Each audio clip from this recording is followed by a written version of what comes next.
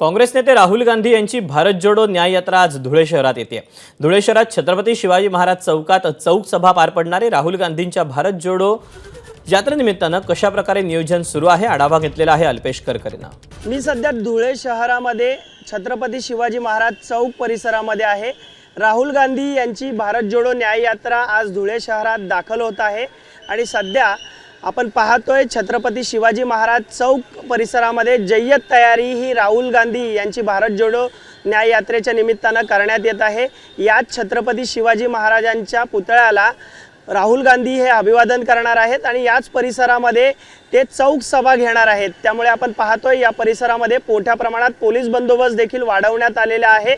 आज राहुल गांधी भारत जोडो न्याय यात्रेच्या निमित्तानं येत आहेत, त्यामुळे धुळे शहरामध्ये काँग्रेस कार्यकर्त्यांमध्ये उत्साहाचं वातावरण आपल्याला पाहायला मिळतंय। आगामी लोकसभा निवडणुका आता कधीही जाहीर होऊ शकतात। याच पार्श्वभूमीवर राहुल गांधी हे चौक सभेमध्ये आता नक्की काय घोषणा करतात आणि काय संबोधित करतात हे देखील पाहणं महत्त्वाचं ठरणार आहे। मात्र धुळे शहरामध्ये सध्या काँग्रेस कार्यकर्त्यांमध्ये उत्साहाचं वातावरण पाहायला मिळतंय। सध्या छत्रपती शिवाजी महाराज चौक परिसरामध्ये देखील आपण पाहतोय मोठ्या प्रमाणात बॅनरबाजी देखील करण्यात आलेली आहे आणि एकंदरीतच काँग्रेसच्या सर्व कार्यकर्त्यांमध्ये, नेत्यांमध्ये, पदाधिकाऱ्यांमध्ये उत्साहाचं वातावरण सध्या पाहायला मिळतंय। चौक सभा ही आता काहीच वेळात या ठिकाणी पार पडणार आहे, त्यामुळे चौक सभेमध्ये राहुल गांधी हे नक्की धुळे आणि महाराष्ट्र संबंधित व देशाच्या संबंधित नवीन काय घोषणा आगामी लोकसभा निवडणुकीच्या दृष्टीने करतात हे पाहणं महत्त्वाचं ठरणार आहे।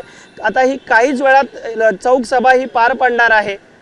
कॅमेरामॅन अरविंद वारगेसह मी अल्पेश करकरे, एबीपी माझा, धुळे। एबीपी माझा, उघडा डोळे बघा नीट।